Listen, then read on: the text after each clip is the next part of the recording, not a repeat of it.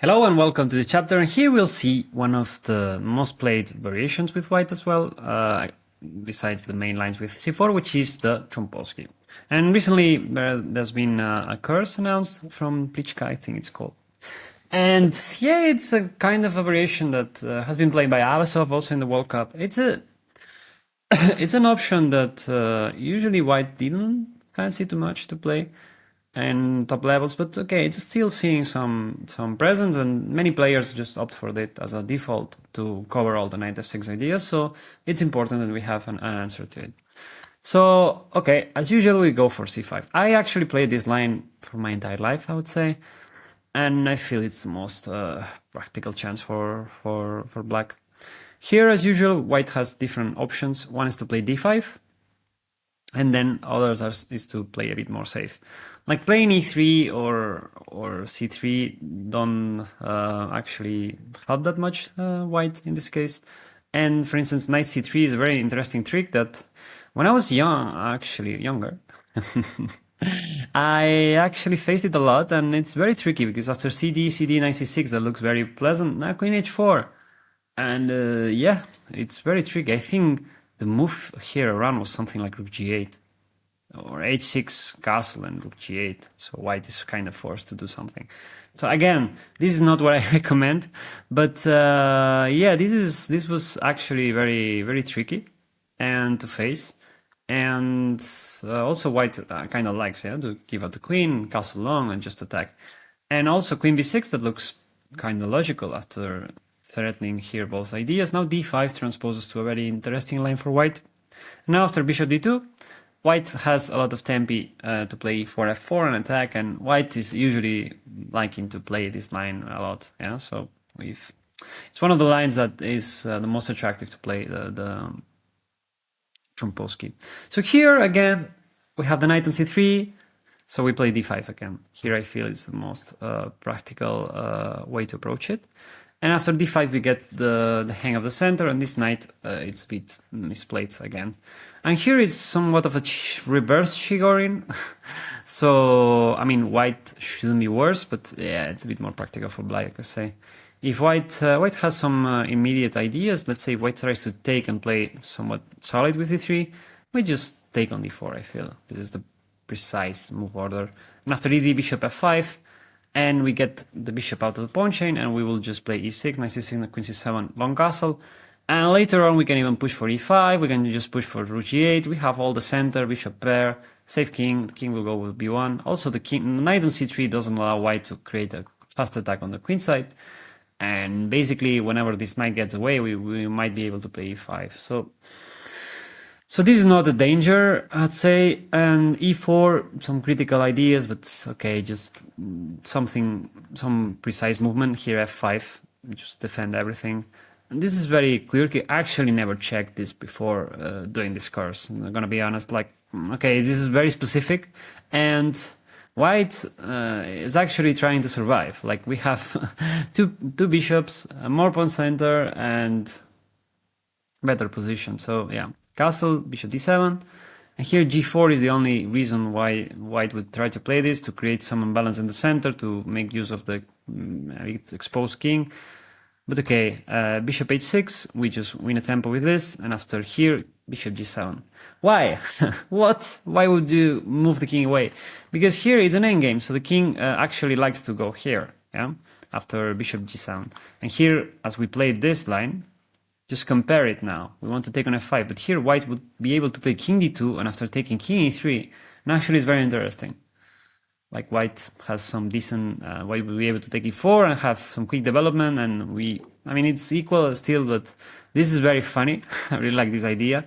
And okay, it's not needed to remember all this. It's just a funny idea I like to always add because I feel this kind of sidelines, this is conceptually wrong. Like white is opening a position after exchanging a bishop. So yeah, I don't know, and giving up the center for the side pawn, in this case c.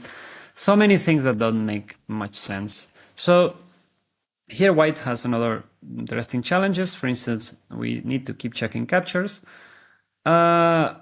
But here d4 is too strong, and it proves that the knight on c3 is very wrong here.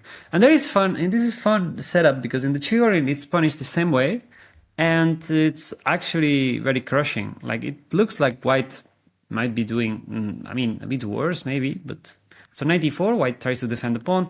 We could take the pawn back with bishop c5 and do a check, but actually white will be very happy with that. That's knight, queen d2, knight f3, castle taking. Actually, it might be tricky to defend the pawn, yeah? But here we play bishop f5, we force knight d6, check.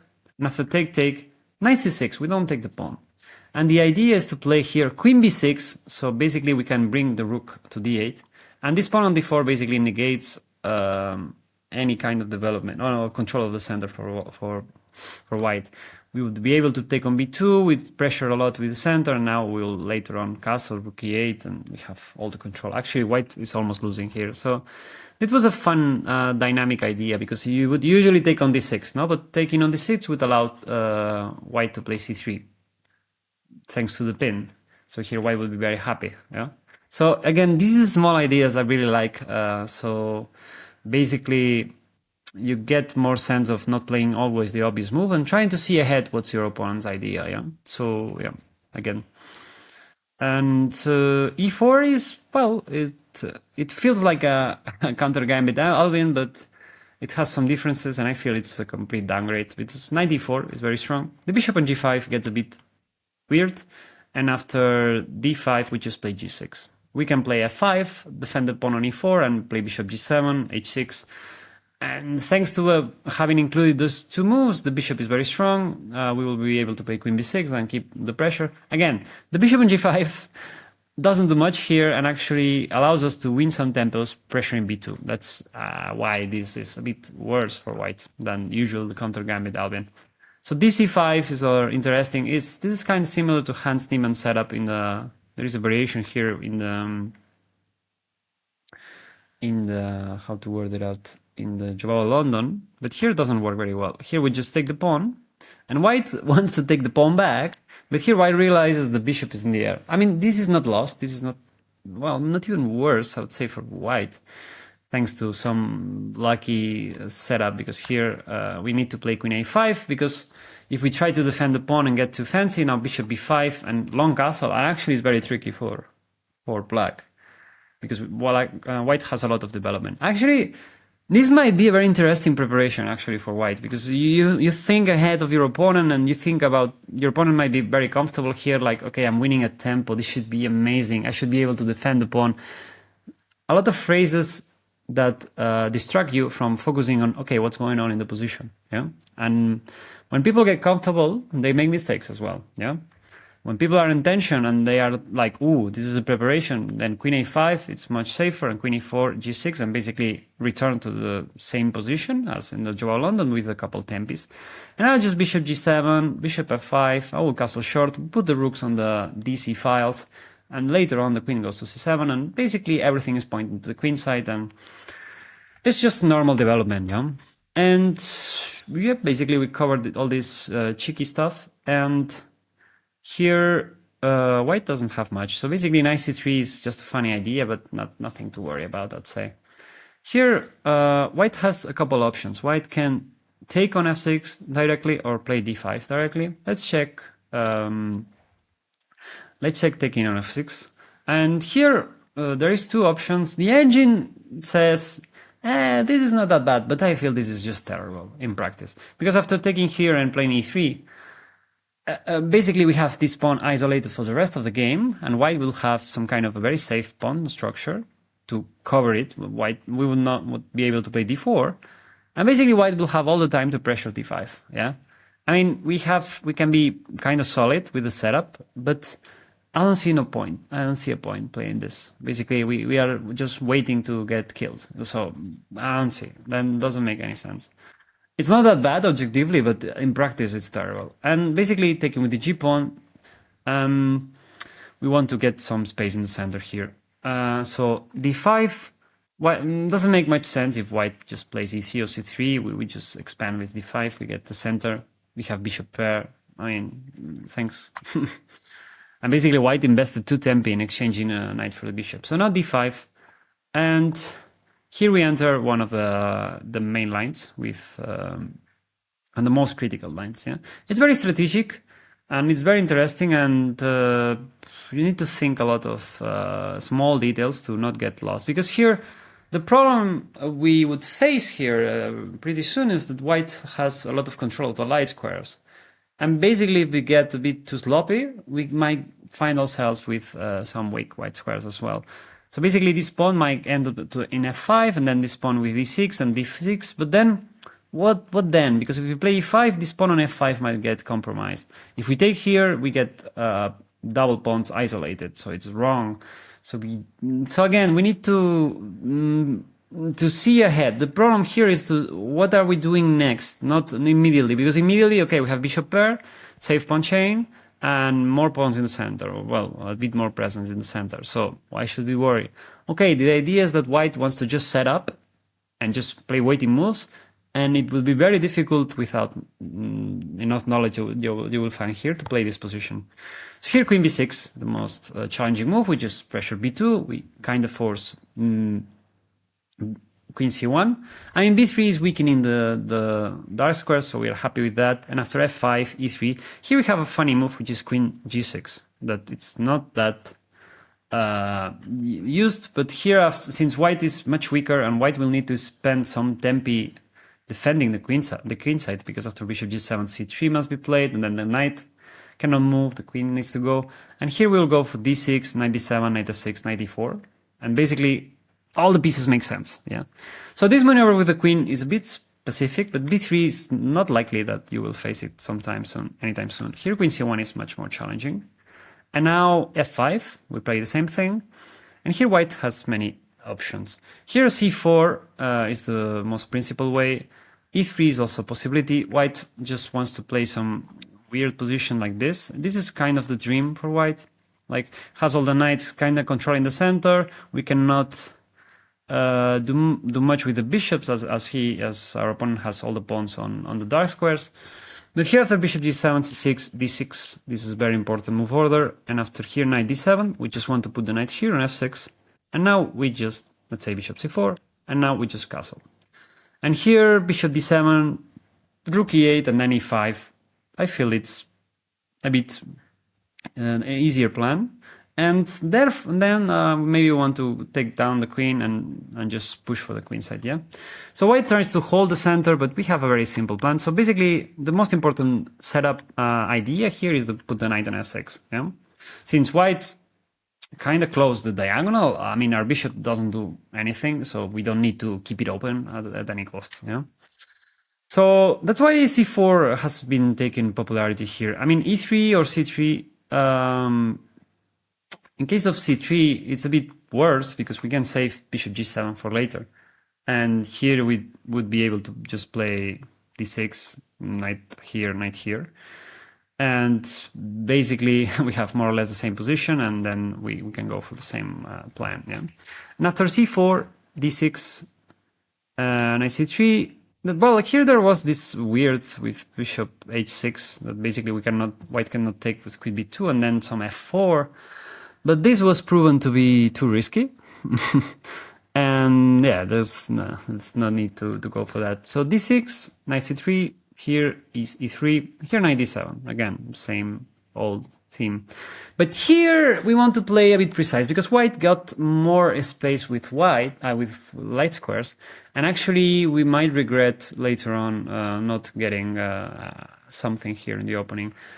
And here I found some interesting ways to play. So for instance, let's say knight g2 looks logical to me to play knight f4, now that white kind of consolidated the queen side, but here queen b4 is a very important move. We thread on c4. And here white has a couple ideas. If b3, we go for b5, which is very important.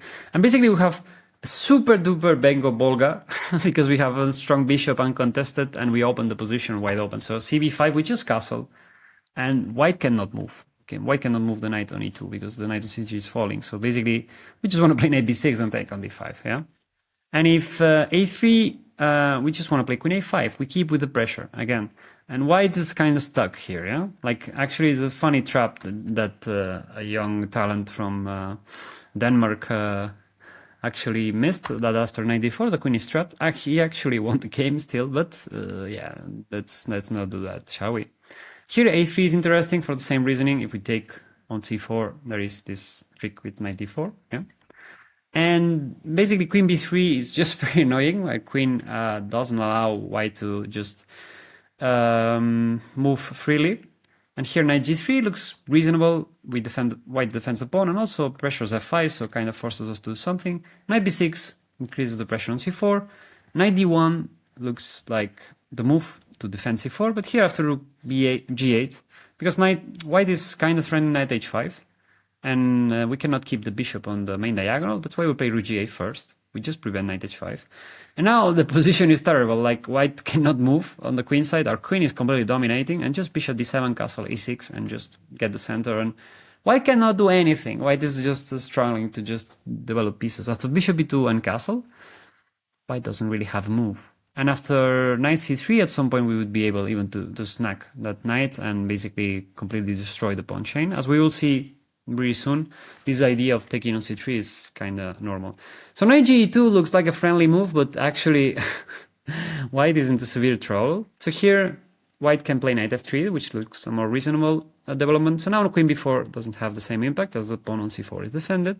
But here we play knight f6 to play knight d4 and to keep increasing the pressure on the diagonal. I mean, it makes sense now, since white is not kind of defending c3, so we have more pressure. So here, bishop d3, knight d4, we go for it. And since the pawn on b2 is kind of falling, we can afford to lose the pawn on e4. And here after knight d2, f5, and we solve more or less all the problems. We have kind of a safe structure, we have both bishops, and here our goal is to open the position, so basically bishop d7, queen a5, and go for b5. Looks more like a reasonable plan. I mean, later on we could go for e6. If white goes for f3, we can just open everything up, and since we have the bishop pair, we are kind of happy for that. And finally, queen c2, which is the move suggested in the chessable course. And this is a bit precise, like white just plays a preemptive move that makes us forced to play knight f6 or knight b4 or queen b4, and basically allows white to play bishop d3 or some specific ideas. So here queen a5, yeah, because here if we play bishop knight f6, here knight e4, it still works because b2 is hanging, but knight e2, and white has the perfect setup. And here the main issue is the f5 pawn will be very weak, and white kind of has everything under control, and our double pawns are a bit silly. So queen a5 is a very smart move. It's a bit better than queen b4. I mean, hear me out. This line requires precision, so take your time. Yeah, take your time. And yeah, here it's a bit better than queen b4, I think. And Plichta recommends knight f3. In case of knight d2, we go for p5 as usual, and a6, and we just have this kind of dynamic position. Knight f4 looks reasonable. Now we castle, we just go for it. And basically, as it's a topic on the Volga, we don't want to allow white to castle freely. So for instance, let's take, and white needs to do something like knight e2, but here we play bishop c3. We just keep going for the initiative. And if bc3, queen c4 would be very strong. And basically knight d5 is coming, the d5 pawn is falling, and we have a lot of compensation, yeah? I mean, for instance, if white takes the pawn, that looks reasonable. Now knight e5, and white cannot castle since the knight is hanging, and d5 pawn is falling, and also knight d3 check is happening. So yeah, white has severe problems here. And if knight c3, knight d5, we threaten knight d3 check, rook d1, and here king h8. I really like this subtle move. White is kind of hanging everything out. We have a very weak king, a very exposed situation. And here, for instance, if white takes the pawn, rook g8, and now rook g5 is a very fun move. And since knight f3 is mate, white cannot do much here and needs to be very careful. Yeah, and actually might be losing already. So, for instance, here queen f4, I guess rook g4, and if queen f5, e6, and basically we are deviating white from this square, and we are already winning. Yeah. So yeah, I mean, white needs to be very careful on what he's doing, or she. And yeah, this is a bit again, I put an emphasis in this line. You need to know. Yeah, it's a very serious line. It's very dynamic, but you need to know it more than usual. So I'll just notice that. So knight f3 is suggested in the course, and then b5 is not as strong. But here I suggest this novelty with this bishop takes c3, and because b5 is expected, and well, white defends it just slightly better, and the knight, the d2 can shift to c4 later on, and actually, yeah, white is doing well, I feel.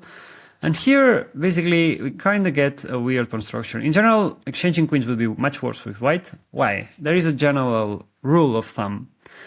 If you have more space, and you have a queen that can access both flanks easily, let's say the white queen is pressuring white the king side and also defending the queen side. But that's not the case of this queen. This queen has more trouble to go into the king side. So basically, white has more space, then the queen has more power in both flanks. So you don't want to exchange the queens. That's simple as that. In case of exchanging now, this would be terrible. Like putting the king on c7, then going for e6, knight b6, would kind of force white to lose and this center, and basically it's just terrible in practice. Nothing more to say. And take on c3 with the pawn. Now we play e5. Again, this is a bit precise. This is a way to kill a very well prepared course. Yeah, it's a very precise idea, and also it's challenging. If white doesn't know what he's doing here, and bishop takes c3 is a novelty, we can get just a winning position because this pawn chain is terrible. For now, white cannot take on f5, as we will just win a rook after bishop taking on c3. And here, taking on e6, we just take, and after rook d1, we play this very funny idea, which is knight f6. And after rook d6, king e7. And here, let's evaluate this position. Here, bishop d7, and white is already struggling because we threaten bishop a4, and we also want to play bishop c6 to have some pressure here. And our rook is coming. This pawn chain is terrible, so we might even be able to just snatch a pawn whenever we win it. And here white is so behind in development, and the g pawn is kind of irrelevant, and the king is actually very safe here. So white needs to make a weird rook move. And here, okay, we are maybe not threatening bishop a4, but knight e4 comes with one move. And white is actually struggling to get the moves. And this pawn structure actually is very harmful as well. So, yeah, I really like this concept, this sacrifice semantic. It's actually very well known that in the Nimzo Indian with a3, sometimes white gets this pawn structure and gets a pawn, but doesn't matter because the pawn structure is terrible. The bishop on f1 is terrible, and we can play around it very well. Here white has many moves. In general, we want to play e4. So here, let's say bishop e2, we want to play e4. And here, it's an amazing example of how to reroute the pieces, which is queen d8. And suddenly the queen goes to g5, since this pawn structure is a bit weaker. And white doesn't really have anything to do in the queen side. Like everything is closed. So we might be able to just put the king here and then attack on the king side freely. Yeah. And g3, or well, here many ideas. g3 could be interesting, but again, we play e4, knight h4. White just puts the target on f5, but here knight e5. And here, if white is very well prepared, might even target the f5 pawn again, bishop h3.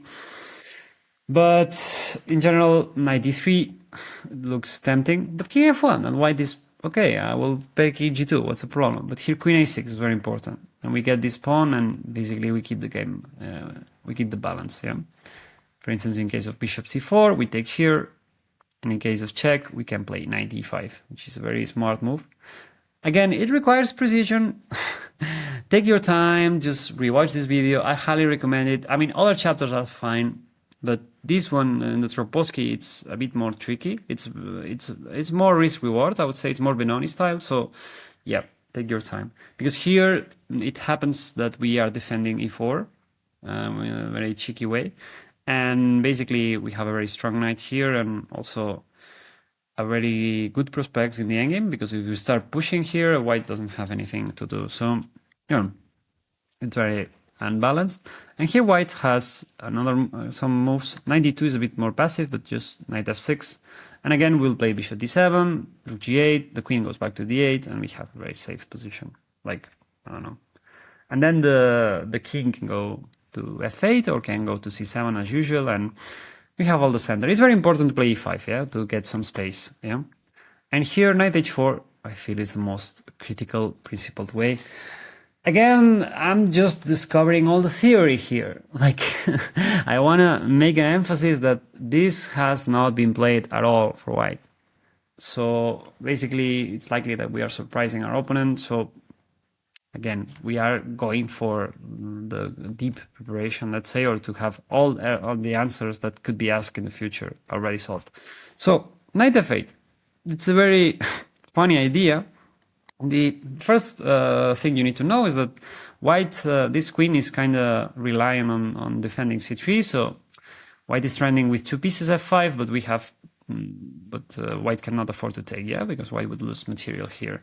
So what we want to do is to play knight g6, and let's say some passive move like g6, g3. Now knight g6 would be excellent because here we would fix our pawn structure. Like, look at this beauty, and actually have rook active, and white still has this weird pawn structure that favors a lot our interests. So here white has different moves. Again, this I feel I analyzed quite deeply because it's tricky if white knows or tries to find something. So, but in general, you won't need that much information on average. So here, rook b1 is very interesting, but it's weird. Let's start with rook c1. Yeah, like it's more logical to defend the c3 pawn, and then try the f5. But now e4, basically, we just defend f5 this way, and now knight g6 is coming. g4. I mean, this is the only move that can be played, because otherwise we play knight g6 and we fix the structure, or at least we just negate this knight. So here we can just play whatever. Yeah, I mean, we have these double pawns, but white doesn't have any way to attack them reliably. So yeah, g4 is very important. Now we play rook g8. Here it can get tricky again because some g4s have different answers here. But here we just want white to take on f5 with knight. And after, because, well, we are threatening rook g4, so basically taking with the pawn, rook g4 would be strong, and we would take here. Yeah? So knight f5, take, and we just long castle. And the main take here is that the king stays in the center for white. So white can take the pawn, we just play knight d7, we just play rook e8, and suddenly the queen goes back to d8, and we have control of this open file, and the queen will create havoc on h4. And again, since white has a terrible pawn structure and so many double pawns, white doesn't have a way to activate the bishop to create some dynamics in our favor to open the position. So we are very happy with this, and it's very likely that your opponent makes a huge blunder in the few next moves, because it's very difficult. There is no real, like, okay, you need to go there, you need to do this plan. It's not obvious at all. You need to just play move by move, which is very difficult, and not even GMs can do anything. So again, this is very creative dynamics to understand the structures and how the bishop on c1 is terrible in this pawn structure, and basically we can even afford to lose 2 pawns for the dynamics. And here finally, okay, if you are still here, again, I make an insight that this is super deep and super creative. The idea is to not allow this bishop to move, and also but white is kind of threatening rook b5, I think, and then take, which is kind of weird. So, and also is threatening to play knight f5. And let's say if you play knight g6, white can take and play king d1. And suddenly white is very happy. White has a very nice blockade in light squares here. And white got rid of the double pawn. White has a very nice rook. And the king is not really that weak. The queen is coming back. And actually we are much worse here. So that's the subtle idea. It seems like white is not threatening the pawn, what it's actually doing. So after rook b1, we play e4, same old story. g4, same old story. And now we can take. Why we can take now? Because if white takes on e4, we can play rook d8, and now we threaten c3. Now it's important. Now the rook is not on c1. Now white cannot use the time wisely and create havoc with the queen. Let's compare it now. Let's go back, because it makes sense. And rook c1, e4, g4, we take here. And here, for instance, queen f4 would be very terrible for our interest, because queen f6 and queen d6 are such huge threats. And also queen f7. And we don't really want to play king e7. Because here, for instance, queen g5 would be very strong. And queen g7 is just winning the rook. Yeah. So, yeah, again, take your time. Might get tricky, but it makes sense, I feel. in general. And after rook c1, we go for e4. Sorry, after rook b1, go for e4. We take the pawn. And here again, queen e4 is terrible because we get to play king c7, put the king in safety, and we have an amazing e5 square later on for our knight. And h3 is the only reasonable try. Again, we are discovering theory with king d8, which is run away, put the king on c7, and rook b5 is the only try for white because white wants to mess up with the queen to then pick the e4 pawn. But here we just play queen a6, which is important maneuver because now the rook is on b3 after playing queen a3 and forcing the rook, and now we are threatening the rook, waiting a tempo. And this position, I mean, white is kind of forced to play here, here, and knight f5, and white, this is just a draw. There is nothing else for white. So it means that we have a lot to contemplate. Again, I know you are tired, there is a lot of thing to grasp here, but in general, I'd consider this very, very difficult in practice for white to just play here and then know this g4 idea, all the incisive, but basically white is playing, let's say, how to say it, if white doesn't play what we are showing, white is getting worse. So basically, its risk reward is actually quite positive for us, our interest. Like we have a better pawn structure, we have a lot of going on the long run. So here, basically, this is more or less, we cover all this main line with c4 and all this line with bishop f6. And yeah, okay, this line with bishop f6, I mean, obviously thanks to recently Prichta playing it as suggesting it in the chessable course, but also it's the most known variation. I had many games with this line, and a lot of the strategic ideas, all the themes needs to be known. So here we are only left with d5, which is the only answer that now white has. After d5, white gets some space in the center, and we have some similar positions here that we usually, against knight f3, or bishop f4, we play b5. But here we have d6, which is a very interesting idea. The thing is, queen b6, that might be like, okay, why do you don't play this? Now knight c3 is very tricky. It's a very interesting sacrifice. And I feel here white is enjoying his life. And I don't feel we need to switch to a more passive profile now and to defend ourselves, because now e4, f4 is a very interesting gambit, and white usually likes to play this. I mean, we could actually search for it, but I feel that doesn't make any sense. And after d6, knight c3, here we enter somewhat of a delayed Benoni and also c5 direct Benoni, but with bishop g5, and now we play h6. As usual, we don't mind that much that now white takes here. And here ef6 is the key. We don't want to play with the g now, because white has all the space in the center. Here we want just to play with bishop g6 and go into d. So here, for instance, e4. And here the problem is that now f5 is not possible, because now bishop b5 check will be very strong, and we are basically losing the f5 pawn. So here we were. So here we just play g6, bishop d3, white tries to prevent f5, and we play bishop g7. And eventually we'll play f5, and we have this kind of thematic sacrifices, so not worry. So let's say knight f3, bishop g4. I feel this is the easiest and more thematical approach. Here we want to just castle, knight d7, rook c8, and at some point by c4 to get some space on the light squares. And basically exchanging this bishop makes it so it's not that punishing to have this bishop here. And at some point, since we have some dynamics in our favor, like this c4 idea, we will be able to play f5 if needed. Like, we don't want to allow white, for instance, to play f4, f5, and to close our bishop forever. Yeah, but still, we will have opportunities to play here. Then, for instance, let's do it some drastical measures. No, like let's say white just goes back and tries to play f4, f5. Here, for instance, rook c8. Here, c4, and now queen b6, and now we take on b2. And then f5. Basically, it's not that easy. Yeah, it looks frightening, but again, we have a very simple plan forward. And here white can play knight g2, so our bishop remains unchanged here. After knight d7, and here we want to play a bit precise again, because again, if we are not allowed to play f5, we might get into trouble strategically, let's say. So here knight d7, and now a6, a4, and knight d4. So here we want to play c4, and suddenly white is kind of having problems here. And after knight g3, we play a very thematic way of which is h5. Because knight g3 is the only move that puts into a test our position, because otherwise we just play f5. And we take on d3 and we take on f5, and basically we kind of open both bishops.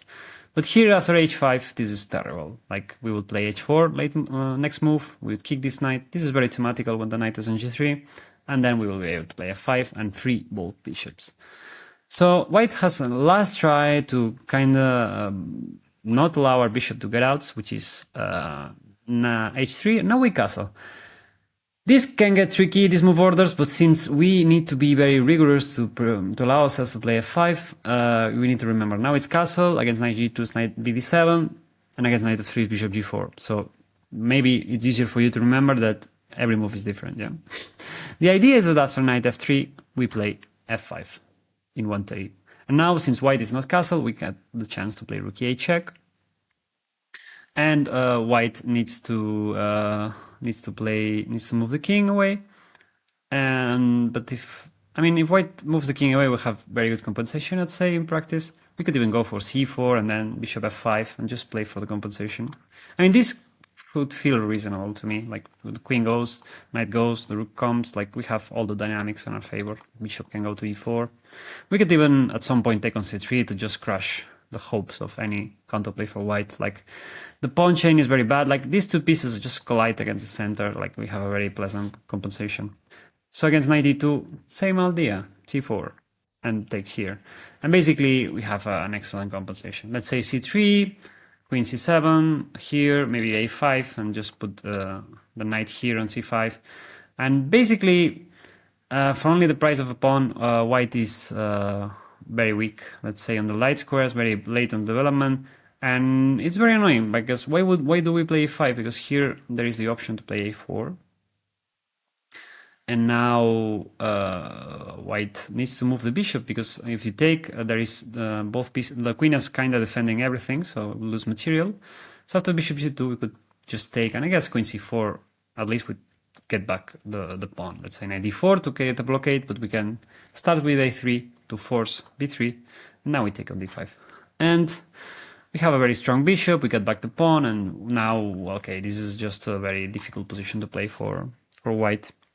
And yeah, basically it's a lot of dynamics. Here it's very easy to see that we want to play f5 and we need to figure out why. So basically this answers almost everything. So we be subtle about it. And white can also just repeat the bishop. I mean, bishop h4 looks a bit silly. I mean, why would you play bishop g5 then? No, but okay, since we have the Spanish variation, bishop b5 and bishop a4, this is not that silly. But here we play g5 and we play b5. A very thematic sacrifice that we will see in a moment again. And after knight e4, we just play queen a5, and now knight e4. And white is severely missing the bishop on the queen side. And after queen d3, bishop g7, and white is lost. Yeah? And if white tries to take the knight, we take here. And basically we take on b2 because white cannot retake because this rook is falling. I mean, this happened in a game with 26 plus with white. So yeah, it's it's very dramatic. So this h6 might cut off guard so many people. Actually, I discovered this game thanks to David Anton, that actually played in a very strong tournament with black against Parabian. And after bishop d2, which is somewhat similar to what we've seen after this idea, here white kind of put something in the middle of d5, but here we just play b5 again. Now there is one piece lacking to defending d5, and basically we take the pawn. And here we'll see that this position is terrible. We will see the model game that I have this analyzed. And white is just, we have all the center, we have squares for our pieces, we have an easy development, and later on we will just push for getting more space. And actually, Anton played an amazing game, so you will see it in a model game, much more detailed. Here bishop c1 is finally a last option. That looks stupid because white kind of lost a couple tempo, but okay. We don't want to play the Benoni usually without c4, because the knight can directly go to c4. It has a very nice square. And And yeah, and here e6 is not that strong because white can take with the e pawn as well. So it's a couple things that go against us. But since we have a couple chapters covering this kind of Benoni, it makes sense now that here, okay, we are just 2 tempos up, yeah. So g6, bishop g7, and here, for instance, bishop c4, I feel it's the best play. I mean, if knight f3, we can just play rook e8 and e6, and we are more than fine. I feel this. We are too far ahead in development, so white cannot create any issue. So basically, we will be able to exchange a couple pieces. So here, for instance, e6, and we, I don't know, let's say white wants to prevent bishop g4 after we exchange the pawns, but now we just take and can play knight e4. So we exchange a piece. Again, our goal is to not get stuck here without exchanging pieces. So basically the target is very easy, yeah? So knight g2 is somewhat threatening because, again, it's not that easy to change pieces, but now knight d7 and we are looking at this bishop with nice eyes. After knight g3, knight b6, and now e6. And now we get the center. And if white tries to, let's say, prevent us, keep the pawn chain and prevent us from doing anything, now a6 is really smart, I feel. The reasoning is to play, to prevent some knight b5, to threaten d6, and here we want to play king h7, knight e8, f5, knight g3, and basically the knight on g3 doesn't like having the pawn on f5.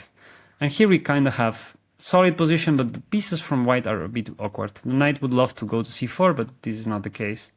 And basically you have a very interesting compensation, a dynamic position. And knight e8 and f5 is very typical when the structure is symmetrical in the Benoni.